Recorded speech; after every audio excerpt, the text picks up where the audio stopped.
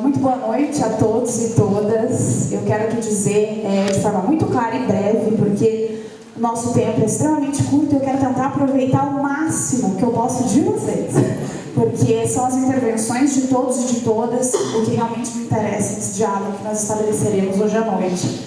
Mas antes de fazer isso, eu preciso realmente agradecer a belíssima apresentação dessas mulheres maravilhosas, inspiradoras e que é a razão pela qual a gente gosta tanto de falar sobre essas temáticas emancipatórias, para que cada vez mais nós possamos apresentar nossas habilidades e competências em uma sociedade que não foi construída para recepcioná-las.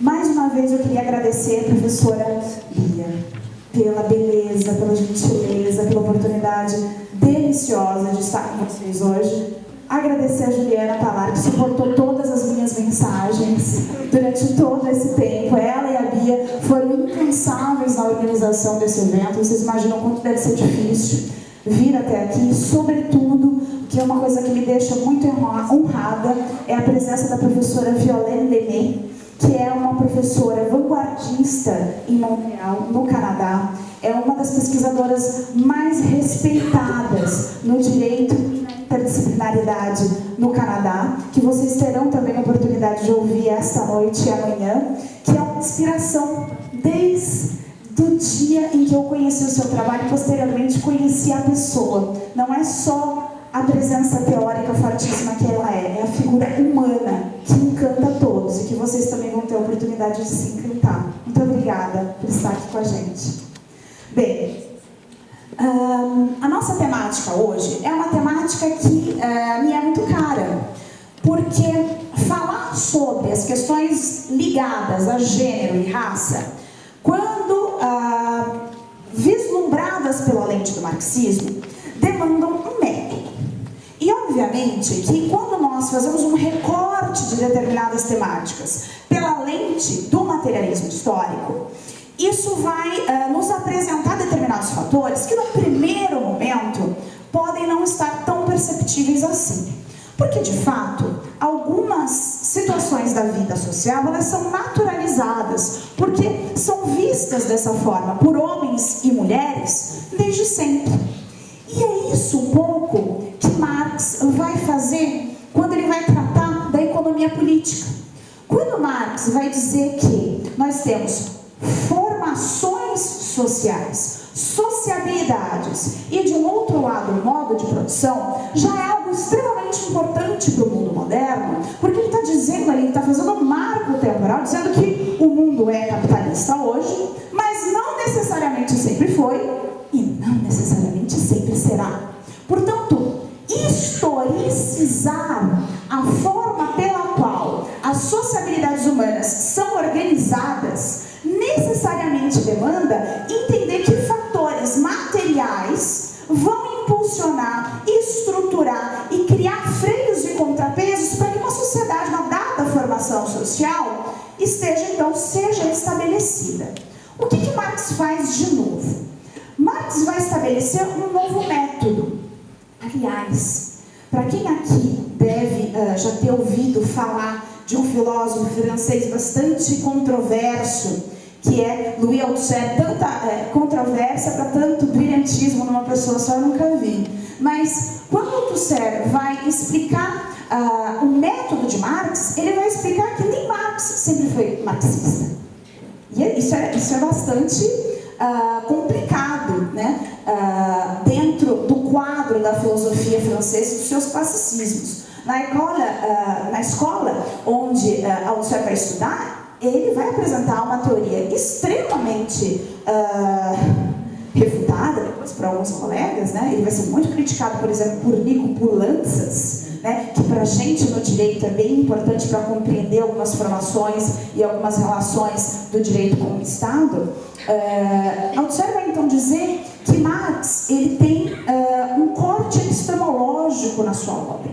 Então eu tenho as obras antes de 1854, depois, e que essas obras entre 48 e 54 são obras que vão ser marcadas por aquilo que ele vai chamar do Marx humanista.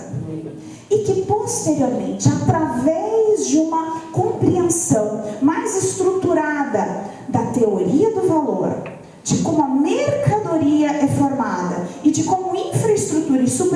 infraestrutura vão estar sobredeterminadas ou não, ou seja, Marx não vai falar, que é uma coisa muito comum da gente observar, pessoas, às vezes, fazendo uma leitura mais superficial de Marx, dizer, bem, eu tenho superestrutura, eu tenho infraestrutura e eu tenho causa e efeito. O que Althusser vai fazer, que é muito interessante, é dizer não é causa e efeito, é sobredeterminação.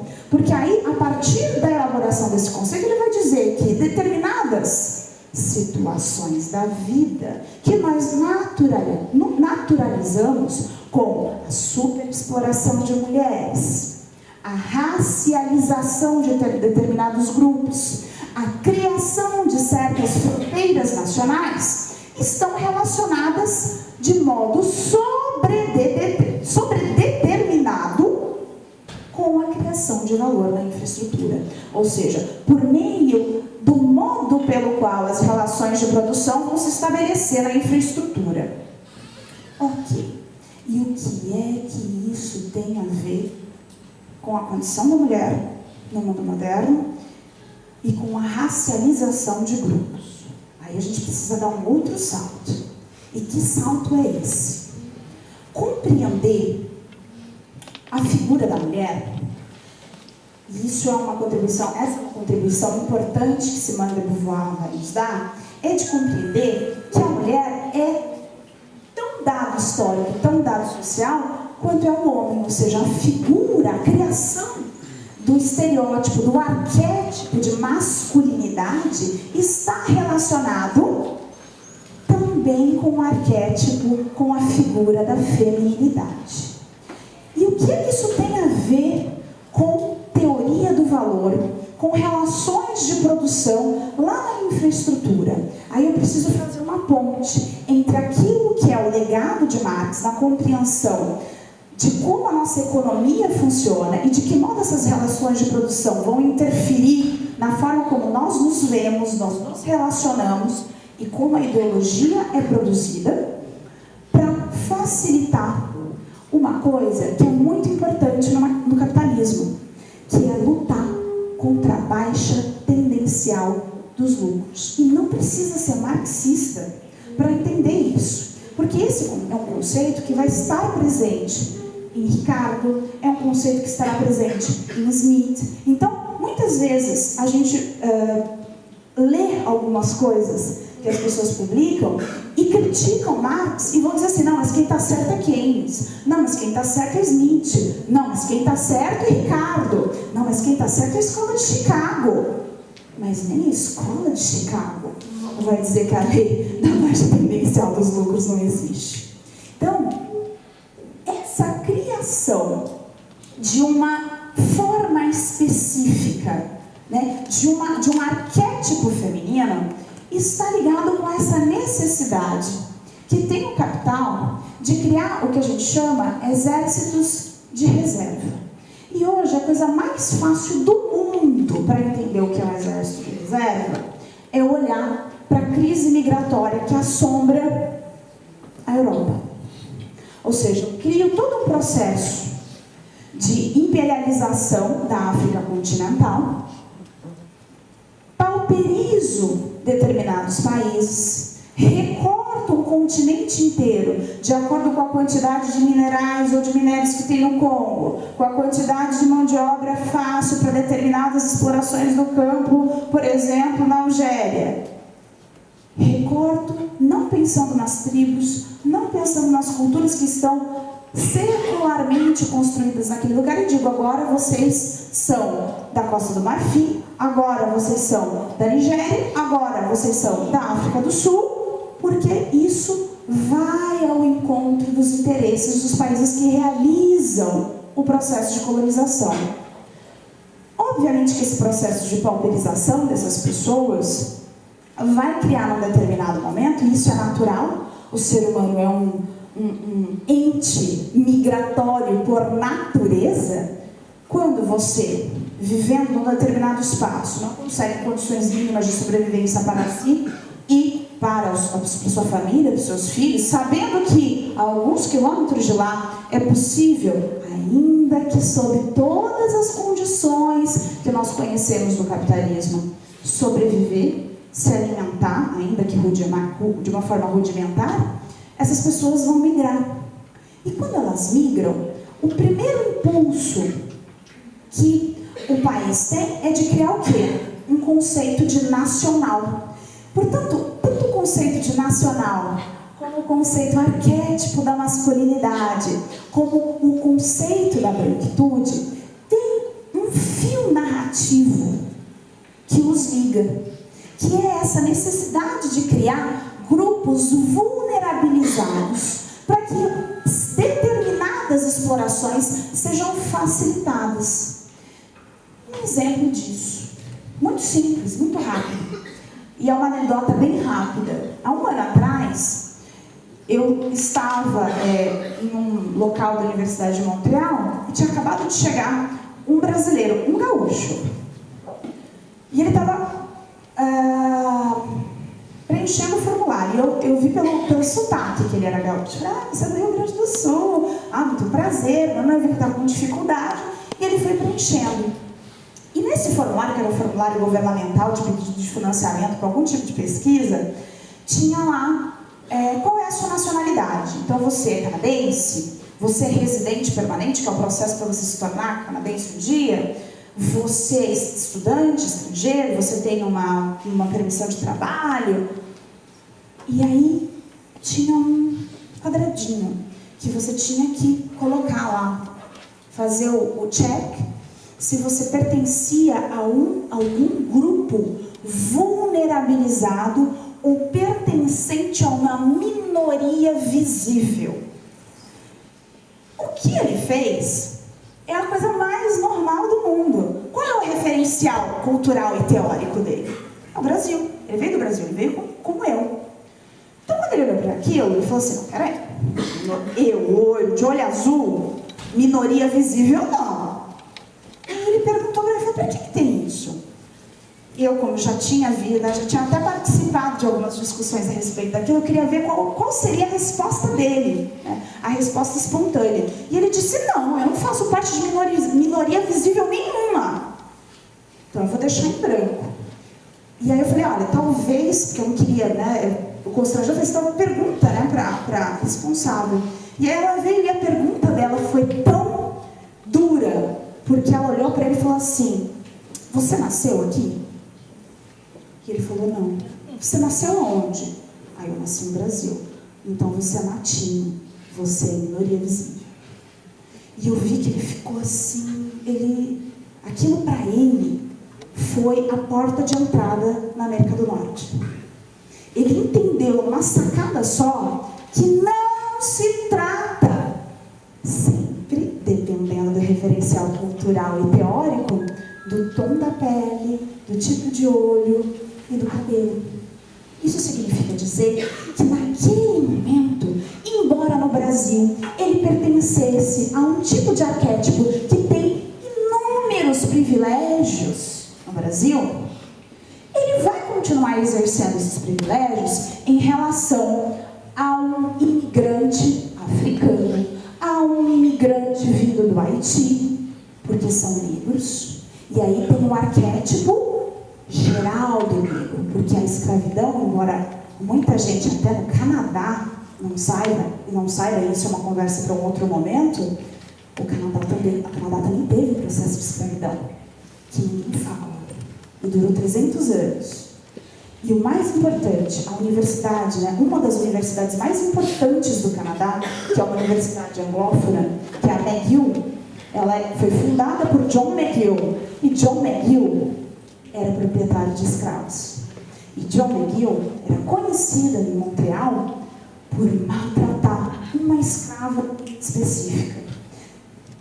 E se vocês derem uma olhada na história de Montreal, vocês vão ver que lá no Vieux-Port de Quebec City vai ter uma placa em homenagem a uma negra chamada Angélique, que supostamente teria incendiado o Vieux-Port e que depois foi açoitada, torturada e morta em um processo que, para os penalistas e aqueles que gostam de direito penal, é um show para conseguir pensar sobre os princípios basilares do contraditório, da ampla defesa, né, e de uma série de outros princípios importantes para garantias civis e penais que a gente preza muito no mundo moderno.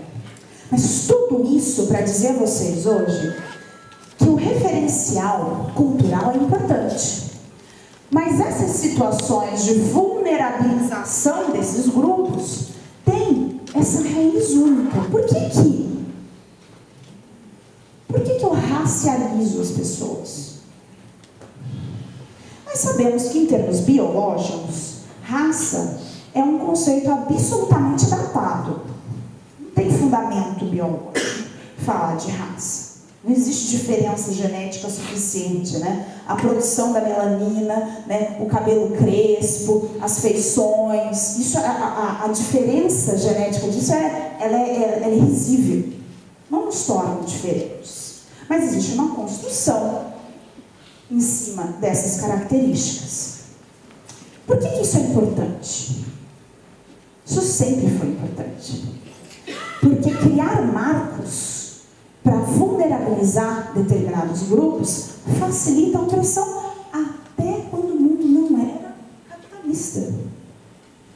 Portanto, a opressão, dominação, superexploração linkada, vinculada a determinadas condições físicas é algo muito importante para o capitalismo, mas não nasce no capitalismo. Mas isso é um valor que é transportado para ele.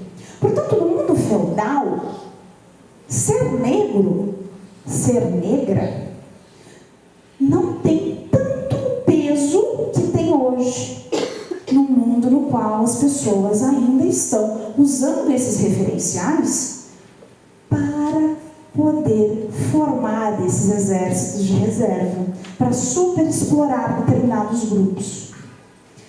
E aí vocês podem me dizer assim, mas não faz sentido.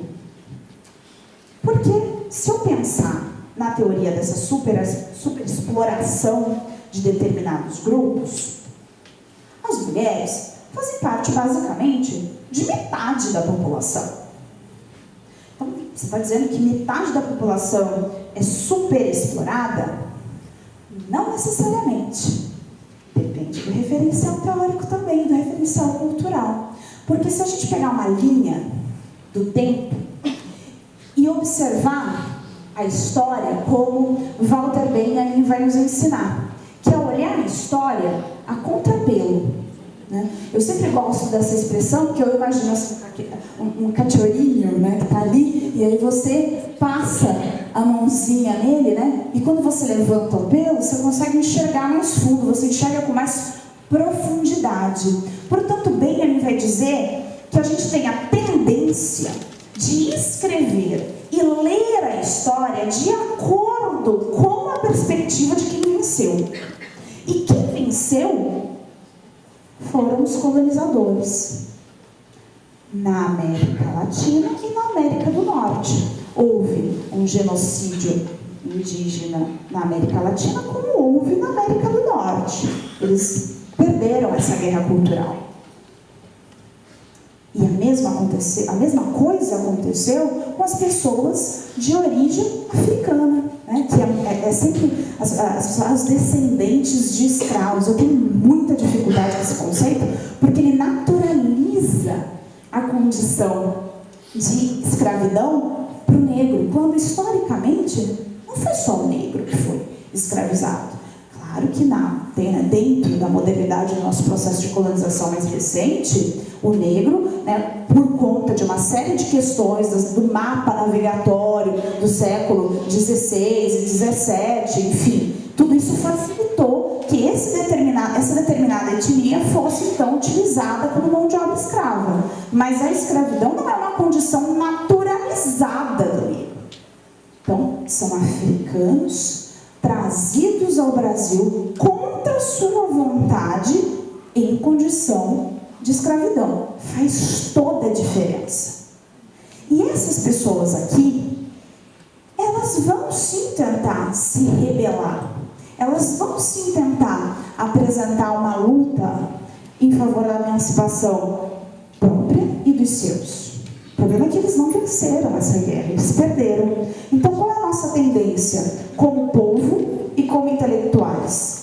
É de ler a história de acordo com a versão dos vencedores. Por isso que até pouco tempo atrás, a gente não estudava, por exemplo, a história da resistência negra. Muitas pessoas aqui, não vou falar quem, muitas pessoas aqui nessa sala, devem ser da minha geração, e não devem sequer ter estudado, por exemplo, o mapa dos quilombos que atravessavam o Brasil de norte a sul. Muita gente aqui não estudou isso. Isso é muito necessário. A gente passa anos da nossa vida escolar, primária, secundária e depois universitária, estudando exclusivamente aquilo que os portugueses trouxeram como legado, mas não o que os negros em condição de escravidão, ainda que em condição de escravidão, nos trouxeram em termos de história, de cultura e de língua. Quem nunca zoou o amigo que trocava o R, ou melhor, o L pelo R? No Rio de Janeiro, quando você vai em determinadas favelas, não é Flamengo, viu, gente? É Framengo mesmo. Porque isso é um resquício da forma como os bantus falam, porque não existe o R naquela língua. Então, o que eu faço? Ou melhor, não existe o L de lata. Então, eu troco o L pelo R. Para eles é uma forma natural de falar, porque para eles não era dada a oportunidade de uma escolarização de acordo com o português, né? O português corrente. É o que Lélia Gonzalez vai dizer que é o pretuguês. É o pretuguês que todo mundo fala ser ao invés de você, todo mundo fala tá ao invés de estar, mas experimenta você falar Flamengo para você ver. É uma forma também de taxar determinados traços linguísticos de acordo com quem é o interlocutor, com quem apresenta a mensagem. É uma forma de violência linguística. Mas você está defendendo que a partir de hoje então está certo trocar o L pelo R? Não, não é isso. O que eu estou dizendo é que a gente precisa se conscientizar das pequenas violências que nós fazemos, porque elas são naturalizadas no nosso cotidiano, porque sempre foi assim.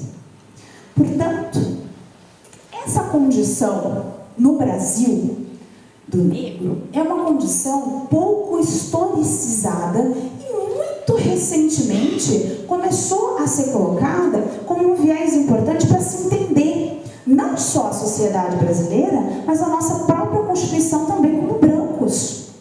Né? Muitas pessoas aqui, se negras, têm familiares brancos e se brancos têm familiares negros. Nós fazemos parte de uma sociedade, queira ou não, que tem essa mestiçagem presente. É claro que uma grande parcela dessa mestiçagem não foi uma mestiçagem quista, desejada pela mulher negra. Porque nós sabemos que o início do processo de miscigenação racial no Brasil, ela foi dada por meio de uma violação do corpo da mulher negra. Nós sabemos disso. Isso é um dado histórico. Né? Chamar, né, a origem do mucama, do mulata, da própria doméstica, vem dessa naturalização e da sexualização desse corpo, porque é res, porque coisa. Portanto, o processo de reificação desse corpo, ele ganha um tônus, ele ganha uma característica maior do que aquele da mulher branca. O que não quer dizer que a mulher branca não sofre opressão. Porque, como a gente tinha dito lá no início, a criação dessas pequenas vulnerabilizações e que se estruturam na sociedade de forma histórica e se estruturam não só na cultura, mas também no âmbito jurídico, nas nossas instituições, na forma como imposto do Supremo Tribunal Federal, na forma como eu percebo, por exemplo, o Congresso Nacional, no seu Senado, na sua Câmara. Todas essas formações estão ligadas a essas composições necessárias para uma superexploração. Mas a mulher, ela tem dentro da sociedade um papel importantíssimo. Nenhuma, e esse é um legado importante de Marx, a economia política, ela depende do processo reprodutivo. E eu não estou falando só do processo reprodutivo uterino.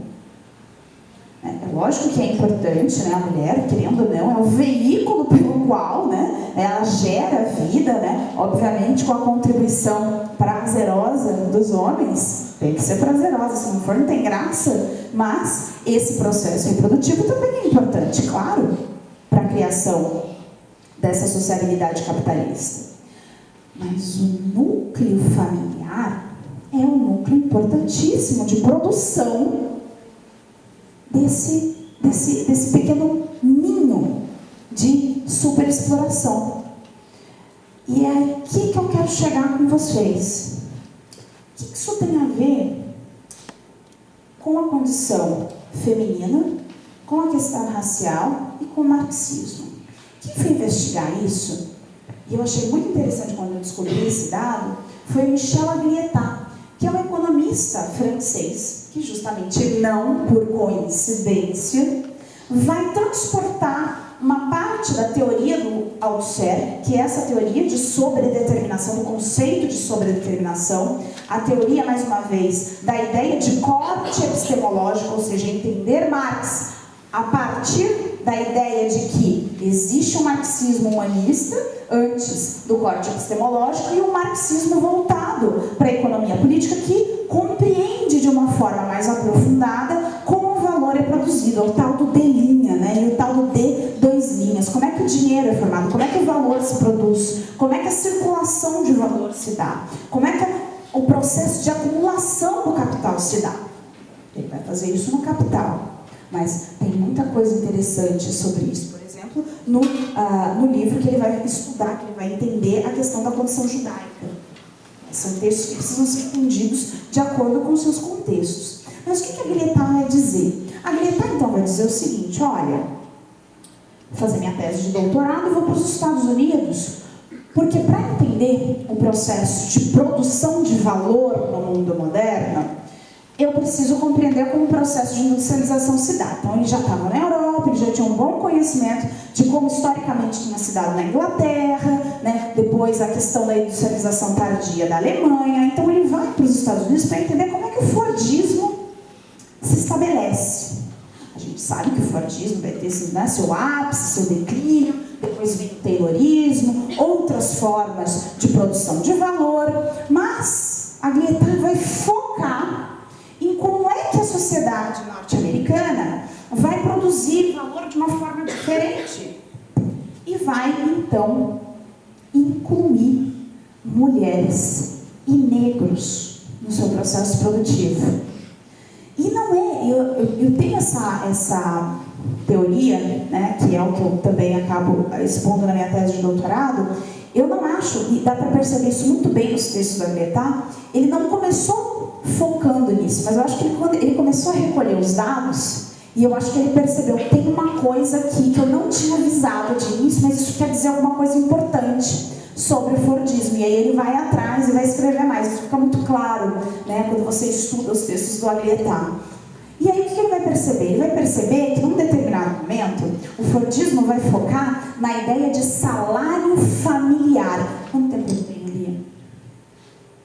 A gente concede mais meia hora. Ai meu Deus, então vamos lá. Não, porque eu quero debate, eu não posso, porque eu tô vendo assim umas carinhas assim, e eu tô louca pra saber o que eles querem falar. Mas vamos lá. Vem pela chulipa. O que ele vai então pensar? Ele vai dizer o seguinte: a criação de salário familiar permite que a mulher fique em casa e eu estabeleço uma remuneração para este proletário, trabalhador, operário, né? Hoje está meio difícil assim, falar em operário no Brasil, porque se cria certo, mas enfim. A questão é que esse trabalhador, ele vai receber uma remuneração não só pelas suas horas de trabalho. Olha que interessante. Ele vai focar uma porcentagem no fato de que a mulher está em casa e essa mulher vai cuidar da casa, vai cuidar dos filhos, vai preparar a marmita do sujeito, né? Vai falar, vem aqui meu bem, vai cuidar da saúde psicológica desse homem. Ninguém está interessado se essa mulher está feliz. Ninguém perguntou para ela se ela quer esse lugar. Mas o Fordismo vai dizer, não, mas isso aqui tá bom. Melhor do que nada. Então, durante muitos anos, no início do processo de estabelecimento do Fordismo, isso é importante para o seu ápice, é o estabelecimento desse salário familiar. É a época em que o sindicalismo começa a se desenvolver nos Estados Unidos de uma forma forte, de uma forma organizada. O que acontece? O processo de industrialização dá super certo nos Estados Unidos. Vem a Segunda Guerra, os lucros estão indo maravilhosamente bem. Nós temos aqui, né, que interessante, o Getúlio Vargas em cima do muro, né, porque ele quer saber para onde é que ele vai, para onde é que ele corre, né, porque ao mesmo tempo super, né, coadunado com determinadas ideias do Mussolini, mas é assim, um olho no peixe, o outro no gato, né, mas observando o desenvolvimento desse processo de industrialização para poder fornecer matéria-prima. E o que o Fordismo vai fazer? No seu ápice, ele estabelece o salário familiar e o empregado recebe um surplus, né, como é o jeito que ele chama, né? Ele recebe um rendimento a mais para poder remunerar esse trabalhador. Só que os lucros começam a cair. Porque, obviamente, né, tem todo o desenvolvimento, dos conflitos armamentícios, lá. E aí eles pensam o seguinte, peraí, mas a gente também está com excesso de produção e a gente precisa do quê? De consumo. A gente precisa integrar metade da população. Olha, eles perceberam que tinha metade da população que não consumia como consumiam os homens. Como é que eu faço para integrar essas mulheres? Um rendimento a mais vai funcionar? É muito pouco. Então, o que eu vou pensar? Eu tenho conjugado aqui uma criação de um exército de reserva imenso, de pessoas que não trabalham. 2, eu tenho um excesso produtivo. 3, eu tenho a baixa tendencial dos lucros. Porque todo empresário sabe, né, que em tudo na vida empresarial tem uma ápice e tem um declínio, se não organizado de uma forma correta. Então, a ideia é integrar essa mulher ao mercado de trabalho e percebam, não existe um grupo de homens maldosos, bigodudos, topetudos, que estão lá decidindo o futuro, né, a glória e o fracasso das mulheres e dos homens. Não é isso. É um processo. É um processo de experimentações, como tudo dentro do capitalismo. E nesse processo de experimentações, se percebe, então, que a inclusão dessa mulher como trabalhadora vai gerar o quê? Uma instabilidade social. E aí vem outras questões. Ela é consumidora, ela vai poder usar o quê? Métodos contraceptivos, ela passa a ter controle do seu próprio corpo, ela integra a força de trabalho, ela reivindica direitos. E é exatamente nesse momento em que eu tenho um aumento do número de manifestações e de atividade política das mulheres. Eu sempre acho importante falar, né, da Emily Davidson. Ela, uma mulher, enfim, né, trabalhadora, inglesa, que ela tenta falar como o monarca não consegue. Ele gostava, né, de corridas de cavalo e elas estavam tentando adquirir direito ao voto. E naquela tentativa de conseguir o quê? Apoio da imprensa, nada. Elas eram taxadas, como todas nós aqui sabemos, histéricas, mal amadas, que não tem o quê? Fazer. Que vá lavar uma louça antes de vir aqui pedir para votar. Porque para que isso já vota por vocês? Precisa disso. Metade da população está votando. Vocês precisam. Então, ela se joga na frente do cavalo, na corrida, na frente do monarca, para chamar atenção para aquilo que elas estavam tentando mostrar há mais de um ano, por uma série de manifestações nas quais elas eram o quê? extremamente agredidas, violentadas, humilhadas pelo aparelho do Estado, pelos policiais, pelo próprio judiciário. Então ela se joga na frente do cavalo. Não se sabe se querendo um suicídio ou se de repente tentou de fato parar o cavalo, né? As fotos da época mostram bem, assim, eu tenho bem dúvidas, sabe, que ela realmente queria parar. Eu tenho a impressão que ela realmente quis usar o corpo. E aí, isso é muito forte, né, da teoria feminista. Ela usa o corpo como instrumento político no seu limite. Né? Ela usa o corpo para parar um cavalo para dizer, bem, vocês não nos ouvem, então eu vou obrigar vocês a nos verem, por meio do meu corpo morto estendido no chão. Mas vejam, essa é a luta de uma mulher branca que já trabalha, já tem salário de miséria, porque as mulheres, desde a sua integração no mercado de trabalho, já ganham menos que os homens. Não mudou nada até hoje. Então a gente não está falando de nenhuma novidade, a gente está falando de uma luta de uma mulher que usou seu corpo para parar um cavalo em alta velocidade. A gente está em 2017, a gente continua com a mesma pauta. Tem alguma coisa de essencial aí. Por que é tão difícil estabelecer equidade salarial em um mundo em que, na maior parte dos países com regime democrático, o direito à equidade, à igualdade, já é um direito constitucionalmente estabelecido? Qual é a dificuldade entre o exercício de um direito que já é constitucionalizado? Não é regime democrático? Tem alguma coisa aí. Mas é porque a gente não costuma olhar para elas.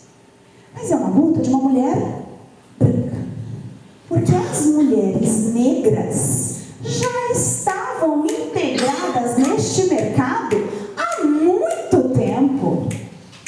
Não só na Europa, como na América Latina, como na África continental.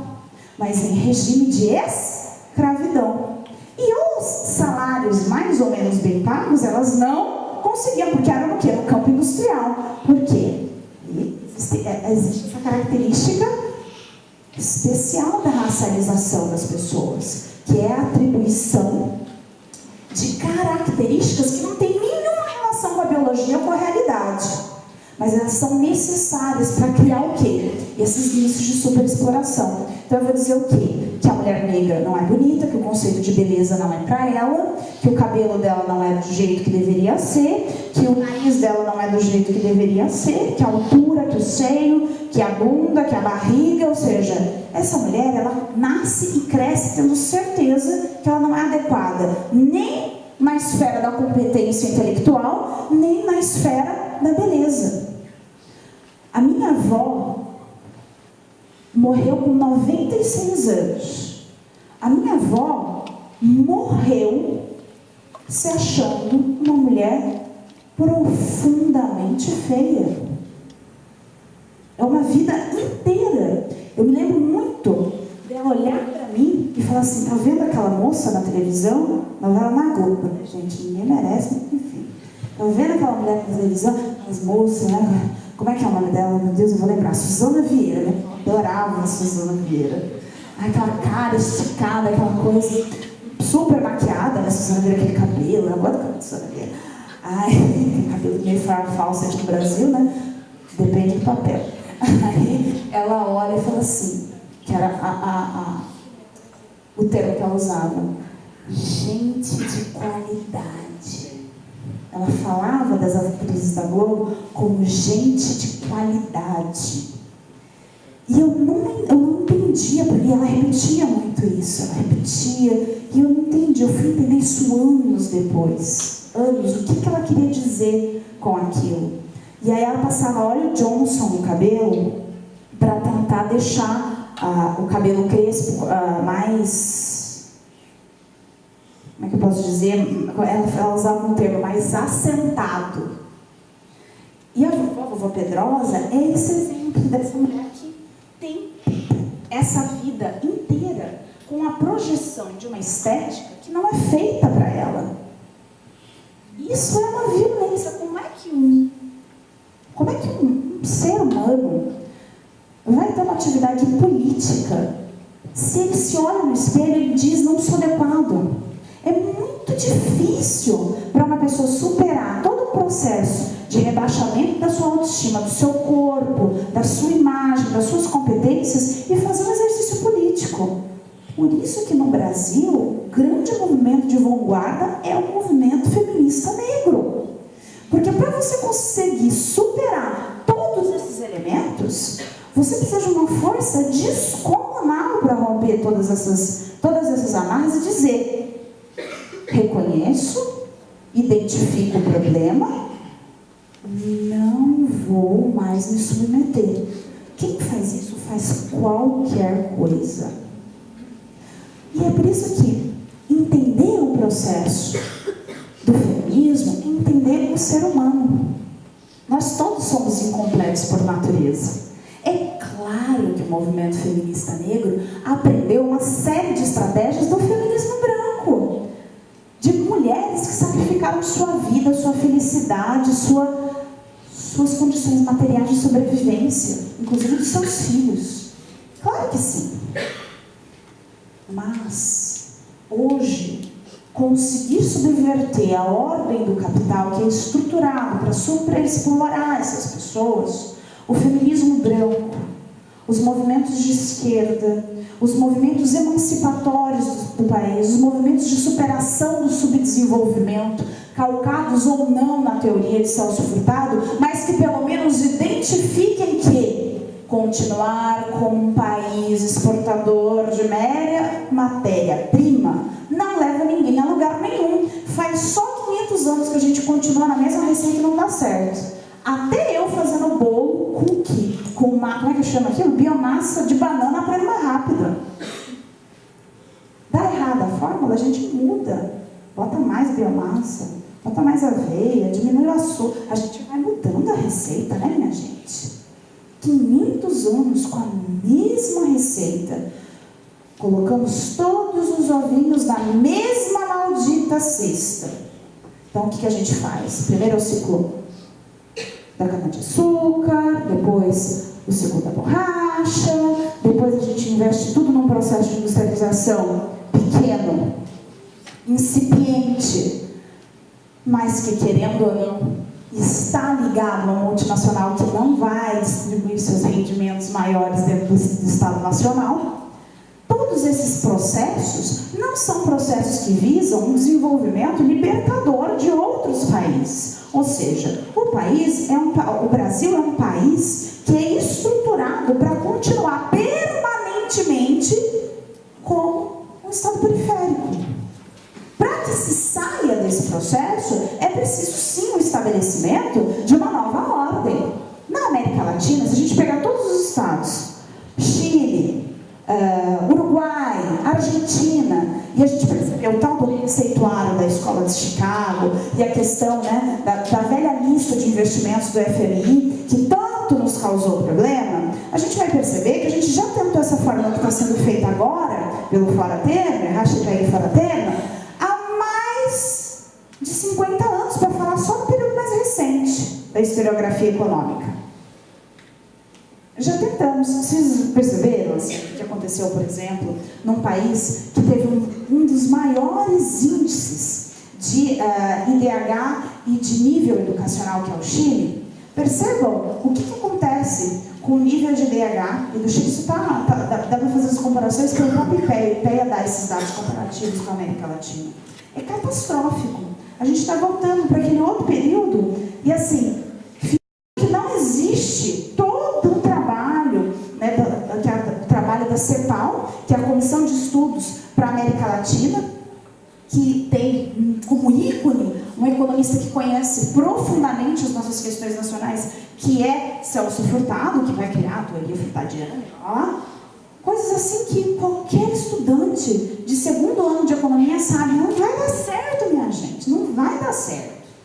E a gente está fazendo a mesma coisa. Portanto, existe uma linha de condução de todos esses eventos que intercalam esses processos de superexploração, de vulnerabilização. E esse é o papel importante, né? Esse é o fator que a gente precisa desnudar na compreensão da realidade hoje no Brasil. Não dá para pensar em capitalismo hoje E não dá para pensar em processo emancipatório sem pensar a condição da mulher e sem pensar a condição racial. Não dá. Não dá. Não tenta porque não dá. Por quê? Porque esses processos, eles fazem parte desse capitalismo ultrafinanciarizado que está aqui. Não é uma questão de querer. É uma questão que a realidade impõe. Então, o que nós, como estudantes universitários, como pesquisadores, como professores, a gente só tem um caminho: entender, ler o que está acontecendo. Mas usar a história também ao quê? A contrapelo. A gente está acostumado a ler as coisas por esse viés, por exemplo, que os Estados Unidos vai ditar como base da política econômica em mais da metade do globo. E a gente precisa começar a pensar quem está perdendo e quem está ganhando com isso. Um exemplo fácil também de ver isso é o que aconteceu recentemente no Iraque, no Afeganistão, e o que está acontecendo presentemente na Síria. São esses processos de criação de ideários político-econômicos que não atendem às necessidades culturais e econômicas daquele Estado nacional, mas que é sempre incrível, depois que tem a intervenção militar, sempre tem uma empresa ligada, como foi no caso do Iraque, o Dick Cheney, que era o vice-presidente, que lucra assim, absurdas, as ações da Bolsa de Valores disparam. Né, gente? Ninguém é bobo. A gente tem até essa cara de bobo, mas não é tão bobo assim. A gente sabe que existem interesses. A gente sabe que a política, ela é permeada, ela é porosa a esses interesses. A gente sabe que democracia no capitalismo é uma questão de convergência. É uma questão de convergência, não é necessariamente uma política voltada para o coletivo. A gente acabou de ver isso daqui na crise que a gente viveu do presidencialismo de coalizão. Bastou você vergar uma das hegemonias que você já tem toda uma reorganização do capital financeiro, do capital produtivo, e tem gente lucrando com isso, vocês não têm dúvida nenhuma. Isso vai criar uma outra onda produtiva. Por isso que a gente está tendo toda uma reorganização do aparato normativo para dar conta dessas novas explorações. Mas aí você percebe que para cada recuo, a gente tem um avanço. Porque a gente reage também.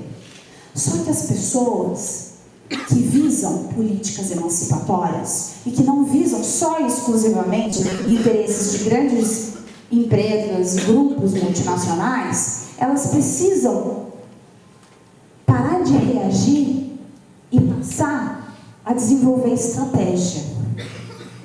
Portanto, a gente precisa aprender, por exemplo, como eu acho até que a gente aprendeu bem, com movimentos, por exemplo, anticapitalistas, que fizeram uma série de reivindicações e que conseguiram reverter, por exemplo, no regime Obama, alguns pagamentos milionários para empresários dos Estados Unidos quando do crash de 2008, ou seja, o contribuinte norte-americano pagando, literalmente injetando dinheiro público em grandes empresas, em grandes conglomerados financeiros, e eles distribuindo quase 1 bilhão em dividendos para os CEOs, para os grandes diretores. Isso é um escândalo. Mas quem fez pressão para que isso fosse revertido?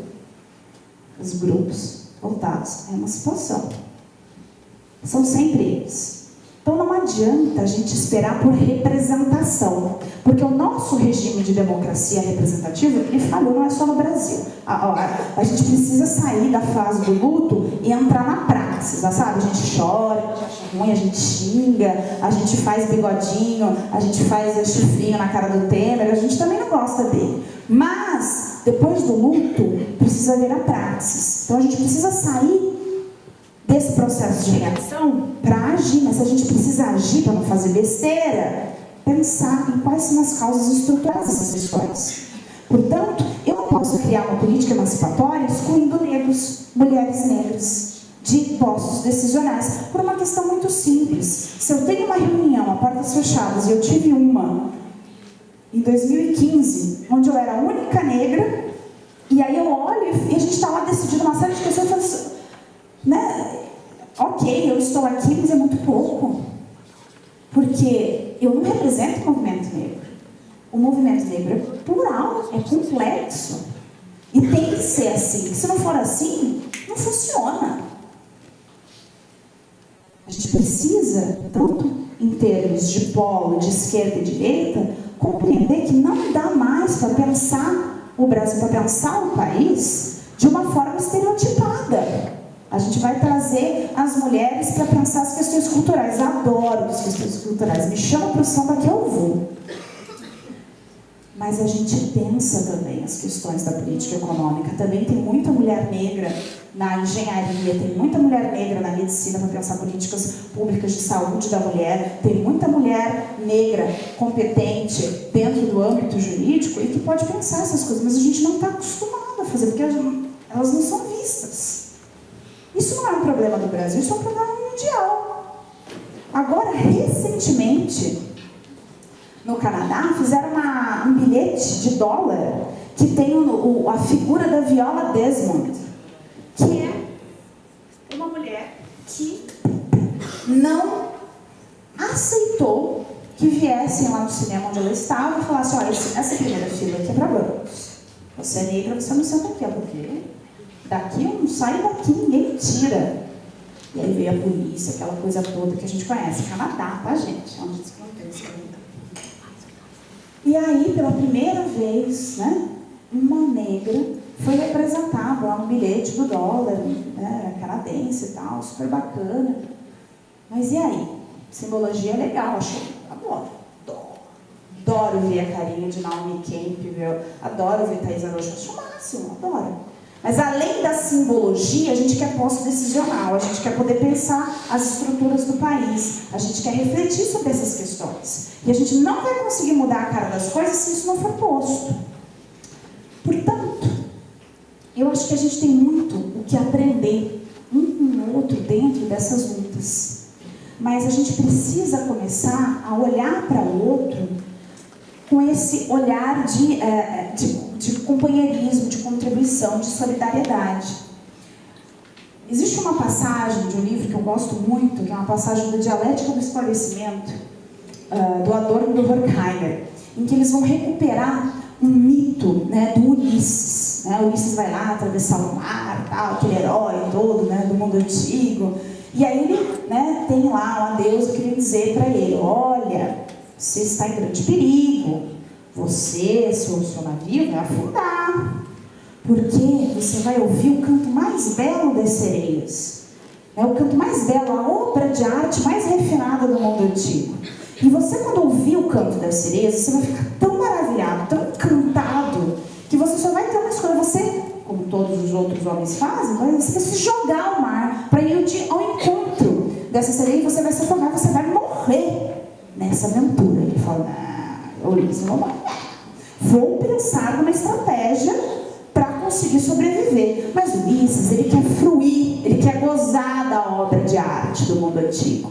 Então ele cria um estratagema. Ele vai dizer: olha, aos seus colegas lá do navio, vocês vão fazer o seguinte: vocês vão colocar cera no ouvido dos escravos que estão lá embaixo no navio. Alguém aqui já assistiu Ben-Hur com Kirk Douglas? Eles são todos novinhos, assim, tão velhos.